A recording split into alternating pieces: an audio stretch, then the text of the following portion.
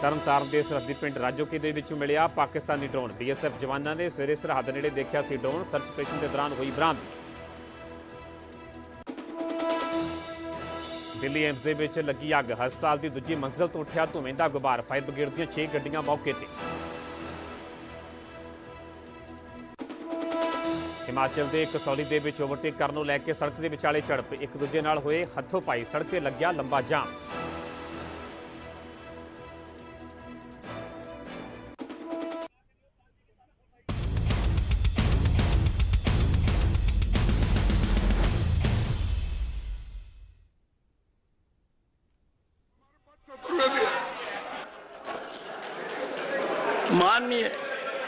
माननीय प्रतिपक्ष के नेताजी नहीं, डॉक्टर अभिषेक सिंघवी ने कवि का काम ज्यादा किया, वकील का कम किया।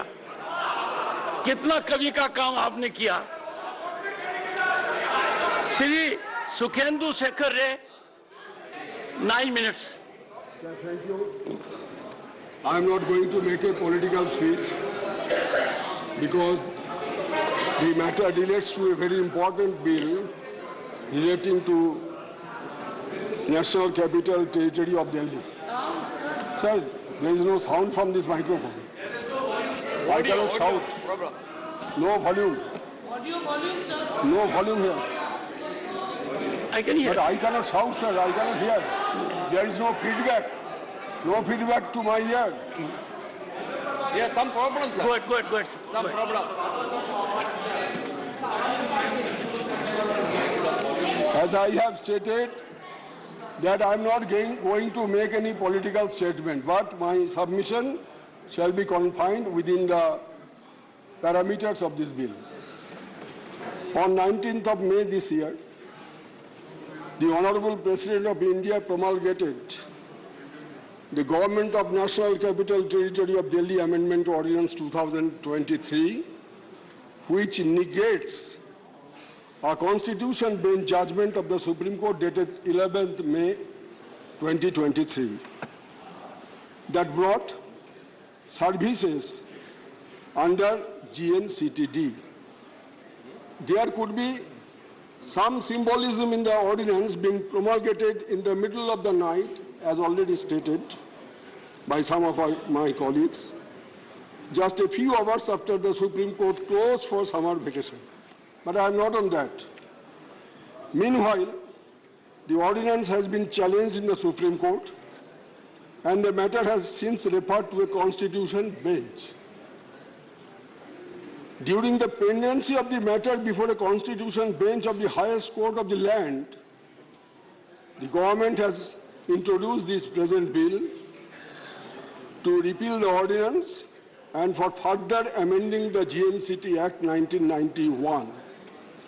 I wondered as to whether heaven would have fallen had the government waited for the outcome of the Constitution bench where the ordinance is still pending. What is the urgency involved in the matter? What is the urgency? There is no whisper about the urgency in the bill or the statement which have been received just now after the introduction of the bill, that the aforesaid judgment, that is judgment dated 11th of May, posed certain challenges in the efficient administration of the government of NCT of Delhi, which needed to be addressed through appropriate legal interventions. According to me, this is a stigma on the highest forum of our judiciary, which must be deprecated by all conscious citizens of this country. Sir, in the year 2021, in the matter of Madras Bar Association, the Supreme Court held inter alia, and I quote one line, "A legislation can be declared as unconstitutional if it is in violation of the principle of separation of powers, the rule of law, and Article 14 of the Constitution, that is arbitrariness." Therefore, once there is such a judgment, which was delivered in 2001, government ought to have abide by that judgment of Supreme Court, which is otherwise a requirement under the Constitution. I am coming to that later on. Sir, the question is whether the Legislative Assembly of Delhi has powers over all matters. ਸੋ ਦਿੱਲੀ ਸਮਾਂ bill ਨੂੰ ਲੈ ਕੇ ਰਾਜ ਸਭਾ ਦੇ ਵਿੱਚ ਚਰਚਾ ਹੋ ਰਹੀ ਹੈ। ਵਿਰੋਧੀ ਧਿਰਾਂ ਦੇ ਵੱਲੋਂ ਕਾਂਗਰਸ ਦੇ ਵੱਲੋਂ ਇਸ ਬਿੱਲ ਦਾ ਲਗਾਤਾਰ ਵਿਰੋਧ ਕੀਤਾ ਜਾ ਰਿਹਾ ਹੈ। ਇਸ ਦੇ ਵਿਚਾਲੇ ਸਵਾਲ ਹੈ ਕਿ ਰਾਜ ਸਭਾ ਦੇ ਵਿੱਚ ਇਹ ਬਿੱਲ ਪਾਸ ਹੁੰਦਾ ਹੈ ਜਾਂ ਨਹੀਂ, ਇਹ ਵੀ ਜਲਦੀ ਜਿਹੜੀ ਸਥਿਤੀ ਉਹ ਸਪਸ਼ਟ ਹੋ ਜਾਵੇਗੀ। ਇਸ ਦੇ ਵਿਚਾਲੇ ਰੁਕ ਕਰਾਂਗੇ ਅਗਲੀ ਵੱਡੀ ਖਬਰ ਦਾ। ਰਾਹੁਲ ਗਾਂਧੀ ਦੀ ਲੋਕ ਸਭਾ ਮੈਂਬਰਸ਼ਿਪ ਬਹਾਲ ਕਰ ਦਿੱਤੀ ਗਈ ਹੈ।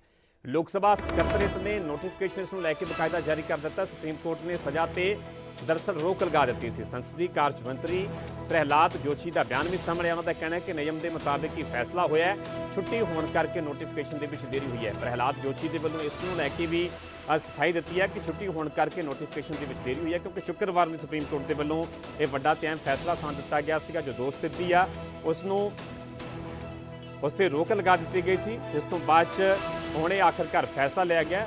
ਰਾਹੁਲ ਗਾਂਧੀ ਦੀ ਜਿਹੜੀ ਮੈਂਬਰਸ਼ਿਪ ਹੈ ਲੋਕ ਸਭਾ ਦੀ, ਉਸ ਨੂੰ ਬਹਾਲ ਕਰ ਦਿੱਤਾ ਗਿਆ ਤੇ ਇਸ ਦੇ ਵਿਚਾਲੇ ਸਫਾਈ ਵੀ ਦਿੱਤੀ ਗਈ ਹੈ ਕਿ ਵਿੱਚ ਛੁੱਟੀ ਹੋਣ ਦੇ ਕਰਕੇ ਥੋੜੀ ਦੇਰੀ ਹੋਈ ਹੈ, ਕਿਉਂਕਿ ਸ਼ੁੱਕਰਵਾਰ ਨੂੰ ਸੁਪਰੀਮ ਕੋਰਟ ਦੇ ਵੱਲੋਂ ਇਹ ਵੱਡਾ ਅਹਿਮ ਫੈਸਲਾ ਸੁਣਾਇਆ ਗਿਆ ਸੀਗਾ। ਰਾਹੁਲ ਗਾਂਧੀ ਦੀ ਸੋ ਲੋਕ ਸਭਾ ਦੇ ਵਿੱਚ ਵਾਪਸੀ ਹੋਈ ਹੈ, ਆਖਰਕਾਰ ਬਹਾਲੀ ਹੋਈ, ਕਿਉਂਕਿ ਸੂਰਤ ਕੋਰਟ ਦੇ ਦਰਅਸਲ ਮਾਣਾ ਨੇ ਕੇਸ ਦੇ ਵਿੱਚ ਮੋਦੀ ਸਰਨੇਮ ਨੂੰ ਲੈ ਕੇ ਪੂਰਾ ਮਾਮਲਾ ਹੈ। ਸੂਰਤ ਕੋਰਟ ਦੇ ਵੱਲੋਂ ਵੱਧ ਤੋਂ ਵੱਧ ਜਿਹੜੀ ਕਿ ਮਾਣਾ ਨੇ ਕੇਸ ਦੇ ਵਿੱਚ 2 ਸਾਲ ਦੀ ਸਜ਼ਾ ਹੁੰਦੀ ਹੈ ਤੇ ਵੱਧ ਤੋਂ ਵੱਧ 2 ਸਾਲ ਦੀ ਸਜ਼ਾ ਸੁਣਾਈ ਗਈ। ਉਸ ਤੋਂ ਬਾਅਦ 'ਚ ਮੈਂਬਰਸ਼ਿਪ ਰੱਦ ਕਰ ਦਿੱਤੀ ਜਾਂਦੀ ਹੈ।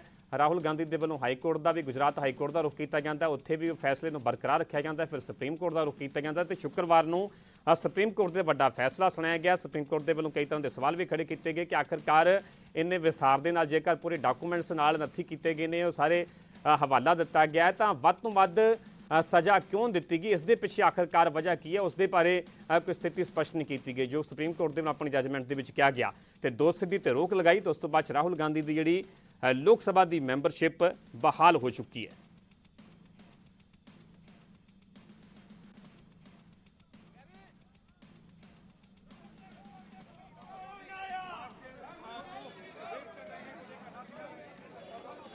कल वो फ्राइडे आ गया है और सैटरडे संडे शायद नहीं होगा। वो स्पीकर आज निर्णय किया है और क्या है, आज तो जो फ्राइडे होने के बाद आज तो रिस्टोर हो गए ना। कम से कम जो कॉन्स्टिट्यूशनल इंस्टीट्यूशन के बीच में जब चलता है विषय, थोड़ा संयम तो रखना पड़ेगा। तो ऐसे तो बाकी एमपीज को भी हुआ है, तो इसलिए जो कानूनी प्रक्रिया है, संवैधानिक प्रक्रिया है, वो प्रक्रिया हमने बिना डिले किया है। कांग्रेस कह रही है जानबूझकर देरी की गई है सर, उसी समय आना था। क्या उसी समय क्या सुप्रीम कोर्ट डिसीजन आने के बाद ऑर्डर कॉपी पूछा था, ऑर्डर देने के बाद तुरंत कर दिया है। उनका कहना था कि जब तुरंत की सदस्यता ली थी 24 घंटे के अंदर, वो तो उस दिन वर्किंग आवर था जी।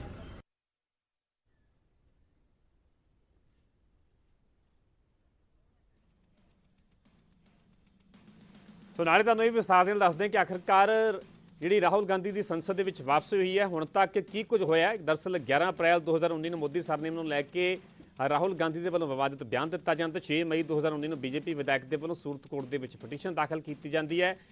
23 ਮਾਰਚ 2023 ਨੂੰ ਕੋਰਟ ਦੇ ਵੱਲੋਂ ਰਾਹੁਲ ਨੂੰ 2 ਸਾਲ ਦੀ ਸਜ਼ਾ ਸੁਣਾ ਦਿੱਤੀ ਜਾਂਦੀ ਹੈ ਤੇ 7 ਜੁਲਾਈ 2023 ਨੂੰ ਗੁਜਰਾਤ ਹਾਈ ਕੋਰਟ ਦੇ ਵੱਲੋਂ ਸਜ਼ਾ ਨੂੰ ਬਰਕਰਾਰ ਰੱਖਿਆ ਜਾਂਦਾ ਹੈ। 15 ਜੁਲਾਈ 2023 ਨੂੰ ਰਾਹੁਲ ਗਾਂਧੀ ਸੁਪਰੀਮ ਕੋਰਟ ਪਹੁੰਚਦੇ ਨੇ। 4 ਅਗਸਤ 2023 ਨੂੰ ਸੁਪਰੀਮ ਕੋਰਟ ਨੇ ਸਜ਼ਾ ਤੇ ਰੋਕ ਲਗਾ ਦਿੱਤੀ। 7 ਅਗਸਤ 2023 ਨੂੰ ਰਾਹੁਲ ਗਾਂਧੀ ਦੀ ਲੋਕ ਸਭਾ ਮੈਂਬਰਸ਼ਿਪ ਬਹਾਲ ਕਰ ਦਿੱਤੀ ਗਈ ਹੈ।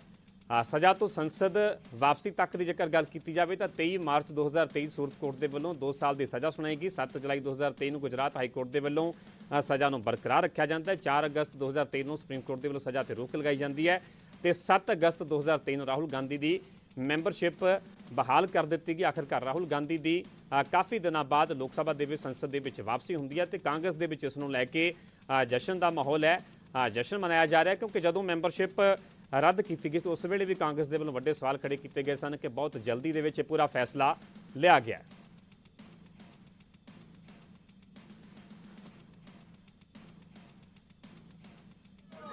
इस वक्त हम दस जनपद के बाहर हैं। यहाँ पर देखिए जो सेलिब्रेशन है वो चल रहे हैं। राहुल गांधी सदस्यता बहाल हो गई है। हमारे साथ लीडर भी हैं, पूर्व विधायक रहे हैं कांग्रेस के। किशन जी, सदस्यता बहाल हो गई राहुल गांधी की, बहुत खुशी की बात है। लोकतंत्र की जीत है। न्यायपालिका का धन्यवाद। न्यायपालिका ने देश की लाज बचा दी। न्यायपालिका ने लोकतंत्र को बचा दिया। किसानों की आवाज को बचा दिया, युवाओं की आवाज को बचा दिया, दलितों की आवाज को बचा दिया, मजदूरों की आवाज, महिलाओं की आवाज, व्यापारी की आवाज, सरकारी कर्मचारी की आवाज, देश की ताकत को जो बहाल किया न्यायपालिका ने। न्यायपालिका के जितने भी जज हैं, न्यायपालिका अधिकारी हैं, सबके बच्चे जी हैं, सबको भगवान उम्र दे, आगे बढ़े। बिल्कुल, देखिए यहाँ सेलिब्रेशन चल रहा है, ये 10 जनपद है, यहाँ पर आवास है, राहुल गांधी भी यही रह रहे हैं, सोनिया गांधी का हालांकि आवास है, और जो सेलिब्रेशन है वो चल रहे हैं। यहाँ पे जो लोग हैं कांग्रेस के, वो यहाँ पे आए हुए हैं, जो कार्यकर्ता है वो लगातार यहाँ जश्न मना रहे हैं, और उनके तरफ से कहा जा रहा है कि बहुत खुशी की बात है कि जिस तरह से राहुल गांधी की जो सदस्यता चली गई थी मानहानि के मामले में, वो बहाल कर दी गई है।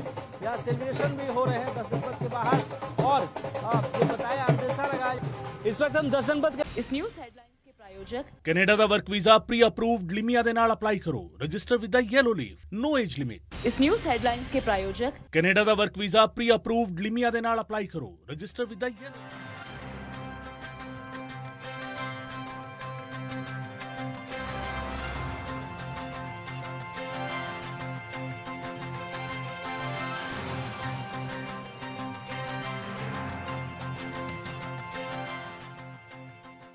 इस न्यूज़ हेडलाइंस के प्रायोजक ਕੈਨੇਡਾ ਦਾ work visa pre approved LMIA ਦੇ ਨਾਲ ਅਪਲਾਈ ਕਰੋ। Register with the Yellow Leaf, no age limit.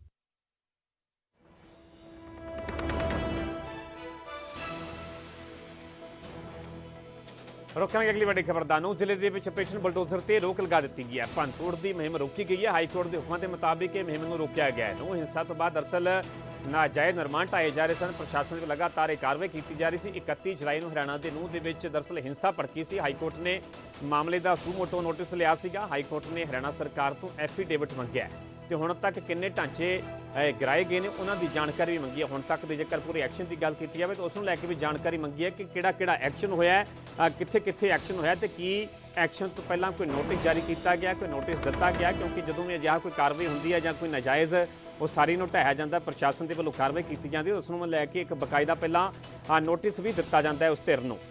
ਤੇ ਇਸ ਦੇ ਵਿਚਾਲੇ ਇਹ ਵੱਡੀ ਖਬਰ ਹੈ। ਨੂੰਹ ਜ਼ਿਲ੍ਹੇ ਦੇ ਵਿੱਚ ਆਪਰੇਸ਼ਨ ਬਲਡੋਜ਼ਰ ਤੇ ਰੋਕ ਲਗਾ ਦਿੱਤੀ ਗਈ ਹੈ। ਭੰਨਤੋੜ ਦੀ ਮੁਹਿੰਮ ਰੋਕੀ ਗਈ। ਹਾਈ ਕੋਰਟ ਦੇ ਹੁਕਮਾਂ ਦੇ ਮੁਤਾਬਿਕ ਇਸ ਮੁਹਿੰਮ ਨੂੰ ਰੋਕ ਦਿੱਤਾ ਗਿਆ ਹੈ। ਨੂੰਹ ਹਿੰਸਾ ਤੋਂ ਬਾਅਦ ਦਰਅਸਲ ਨਾਜਾਇਜ਼ ਜਿਹੜੇ ਨਿਰਮਾਣ ਸਨ, ਨਾਜਾਇਜ਼ ਉਸਾਰੀਆਂ ਸਨ, ਉਹਨਾਂ ਨੂੰ ਲਗਾਤਾਰ ਢਾਇਆ ਜਾ ਰਿਹਾ। ਸਾਨੂੰ ਤਸਵੀਰਾਂ ਵੀ ਵਿਖਾ ਰਹੇ ਹਾਂ ਜਿਵੇਂ ਇਹ ਪੂਰੀ ਪ੍ਰਸ਼ਾਸਨ ਦੇ ਵੱਲੋਂ ਨੂੰਹ ਦੇ ਵਿੱਚ ਲਗਾਤਾਰ ਕਾਰਵਾਈ ਕੀਤੀ ਜਾ ਰਹੀ ਸੀ। ਦਰਅਸਲ 31 ਜੁਲਾਈ ਨੂੰ ਪੂਰੀ ਹਿੰਸਾ ਹੁੰਦੀ ਹੈ ਜਿਸ ਦੇ ਵਿੱਚ ਵੱਡੇ ਪੱਧਰ 'ਤੇ ਨੁਕਸਾਨ ਹੁੰਦਾ ਹੈ, ਕਈਆਂ ਦੀ ਜਾਨ ਤੱਕ ਚਲੀ ਜਾਂਦੀ ਹੈ। ਤੇ ਉਸ ਤੋਂ ਬਾਅਦ ਜੀ ਹਰਿਆਣਾ ਸਰਕਾਰ ਦੇ ਵੱਲੋਂ ਪ੍ਰਸ਼ਾਸਨ ਦੇ ਵੱਲੋਂ ਲਗਾਤਾਰ ਇਹ ਕਾਰਵਾਈ ਕੀਤੀ ਜਾ ਰਹੀ ਸੀ। ਜਿਹੜੇ ਦੰਗਾਕਾਰੀ ਸਨ, ਜਿਹੜੇ ਇਸ ਪੂਰੇ ਹਿੰਸਾ ਦੇ ਵਿੱਚ ਸ਼ਾਮਲ ਸਨ, ਇੱਕ ਇੱਕ ਕਰਕੇ ਉਹਨਾਂ ਦੀ ਪਹਿਚਾਣ ਕਰਕੇ ਉਹਨਾਂ ਦੇ ਜਿਹੜੀ ਉਸਾਰੀ ਸੀ, ਨਿਰਮਾਣ ਸੀਗਾ ਜਾਂ ਉਹਨਾਂ ਦੇ ਜਿਹੜੇ ਘਰ ਸਨ, ਉਸ ਤਰ੍ਹਾਂ ਲਗਾਤਾਰ ਇਹ ਅਜਿਹੀ ਕਾਰਵਾਈ ਕੀਤੀ ਜਾ ਰਹੀ ਤੇ ਇਸ ਦੇ ਵਿਚਾਲੇ ਹਾਈ ਕੋਰਟ ਦੇ ਵੱਲੋਂ ਇਹ ਸਖਤ ਨੋਟਿਸ ਲਿਆ ਗਿਆ ਹੈ ਕਿ ਇਸ ਪੂਰੀ ਮੁਹਿੰਮ ਤੇ ਇਸ ਪੂਰੀ ਕਾਰਵਾਈ ਤੇ ਰੋਕ ਲਗਾ ਦਿੱਤੀ ਗਈ ਹੈ।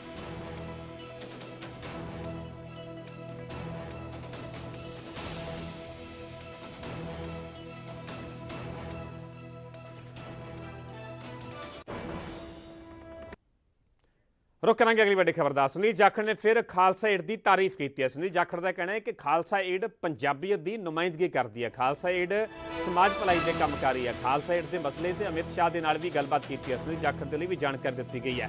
जाखड़ ने सीएम भगवंत मान से निशाने साधे ने। सुनील जाखड़ का कहना है कि हालात के नुकसान का अजे तक मुआवजा नहीं मिला। सीएम पंजाब के हालात को लैके जवाब दे बन। तो सुनील जाखड़ का यह वड्डा बयान सामने है जिथे कि खालसा एड को लैके जिथे पिछे कार्रवाई हुई उत्थे सुनील जाखड़ के वालों मुड़ तो खालसा एड की तारीफ की गई है। खालसा एड पंजाबियों की नुमाइंदगी करती है। सुनील जाखड़ का कहना है कि खालसा एड समाज भलाई के काम कर रही है। नाल ही उन्होंने कहा कि खालसा एड के मसले से अमित शाह के नाल भी गलबात की गई है। उत्थे मुख्यमंत्री मान नूं भी सुनील जाखड़ के वालों निशाने ते लिया गया। उन्होंने कहना है कि हड़ां के नुकसान का अजे तक मुआवजा नहीं मिला। सीएम पंजाब के हालात को लैके जवाब दे बन।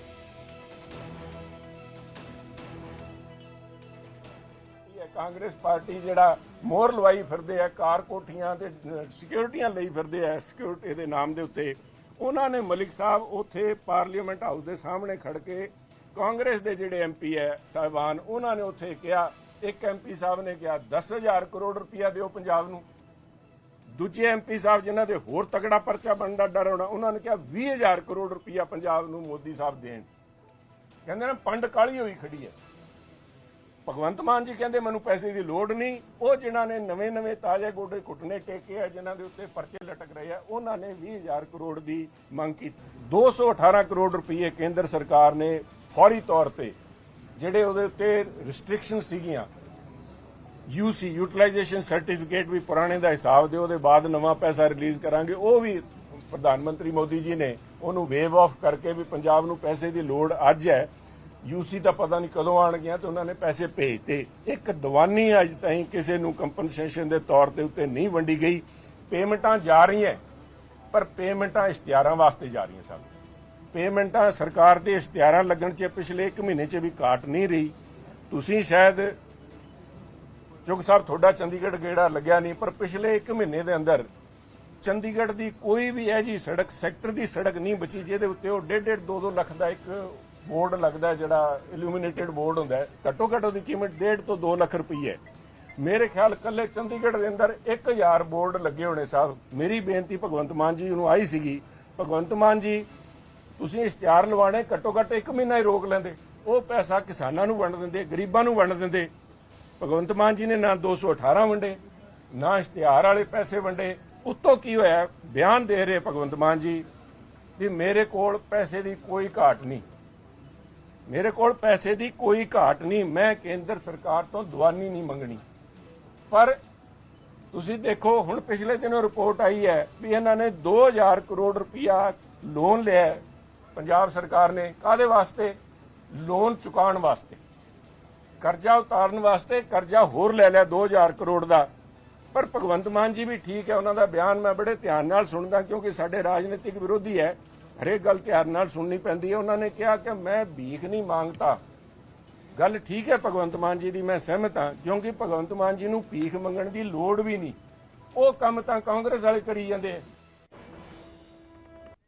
ਉਧਰ ਸੁਖਬੀਰ ਸਿੰਘ ਬਾਦਲ ਨੇ ਬੰਦੀ ਸਿੱਖ ਗੁਰਦੀਪ ਸਿੰਘ ਖੇੜਾ ਦਾ ਹਾਲ ਜਾਣਿਆ। ਲੰਬੇ ਸਮੇਂ ਤੋਂ ਅੰਮ੍ਰਿਤਸਰ ਦੇ ਗੁਰੂ ਨਾਨਕ ਦੇਵ ਹਸਪਤਾਲ ਦੇ ਦਰਅਸਲ ਗੁਰਦੀਪ ਸਿੰਘ ਖੇੜਾ ਦਾਖਲ ਨੇ। ਹਾਰਟ ਦੀ ਬਿਮਾਰੀ ਕਰਕੇ ਹਸਪਤਾਲ ਦੇ ਵਿੱਚ ਉਹਨਾਂ ਨੂੰ ਭਰਤੀ ਕਰਵਾਇਆ ਗਿਆ ਸੀ। ਸੁਖਬੀਰ ਸਿੰਘ ਬਾਦਲ ਦੀ ਕੇਂਦਰ ਤੋਂ ਅਪੀਲ ਹੈ ਕਿ ਬੰਦੀ ਸਿੱਖਾਂ ਨੂੰ ਰਿਹਾ ਕੀਤਾ ਜਾਵੇ। ਸੁਖਬੀਰ ਸਿੰਘ ਬਾਦਲ ਨੇ ਇੱਕ ਵਾਰ ਫਿਰ ਆਪਣੀ ਮੰਗ ਨੂੰ ਦੁਹਰਾਇਆ ਤੇ ਕੇਂਦਰ ਦੇ ਅੱਗੇ ਮੰਗ ਰੱਖੀ ਹੈ ਕਿ ਜਿਹੜੇ ਵੀ ਬੰਦੀ ਸਿੱਖ ਨੇ ਉਹਨਾਂ ਨੂੰ ਰਿਹਾ ਕੀਤਾ ਜਾਵੇ। ਤੁਹਾਨੂੰ ਤਸਵੀਰਾਂ ਵਿਖਾ ਰਹੇ ਹਾਂ ਸੁਖਬੀਰ ਸਿੰਘ ਬਾਦਲ ਦੇ ਵੱਲੋਂ ਬੰਦੀ ਸਿੱਖ ਗੁਰਦੀਪ ਸਿੰਘ ਖੇੜਾ ਦਾ ਹਸਪਤਾਲ ਜਾ ਕੇ ਉਹਨਾਂ ਦਾ ਹਾਲ ਜਾਣਿਆ ਗਿਆ। ਦਰਅਸਲ ਲੰਬੇ ਸਮੇਂ ਤੋਂ ਅੰਮ੍ਰਿਤਸਰ ਦੇ ਗੁਰੂ ਨਾਨਕ ਦੇਵ ਹਸਪਤਾਲ ਦੇ ਵਿੱਚ ਗੁਰਦੀਪ ਸਿੰਘ ਖੇੜਾ ਦਾਖਲ ਨੇ। ਦਰਅਸਲ ਜਿਹੜੇ ਕਿ ਹਾਰਟ ਦੀ ਬਿਮਾਰੀ ਦੇ ਨਾਲ ਜੂਝ ਰਹੇ ਨੇ, ਹਸਪਤਾਲ ਦੇ ਵਿੱਚ ਉਹਨਾਂ ਨੂੰ ਇਸੇ ਕਰਕੇ ਭਰਤੀ ਕਰਵਾਇਆ ਗਿਆ ਸੀਗਾ। ਤੇ ਇਸ ਦੇ ਵਿਚਾਲੇ ਸੁਖਬੀਰ ਸਿੰਘ ਬਾਦਲ ਨੇ ਕੇਂਦਰ ਦੇ ਅੱਗੇ ਮੰਗ ਰੱਖੀ ਹੈ ਕਿ ਬੰਦੀ ਸਿੱਖਾਂ ਨੂੰ ਰਿਹਾ ਕੀਤਾ ਜਾਵੇ।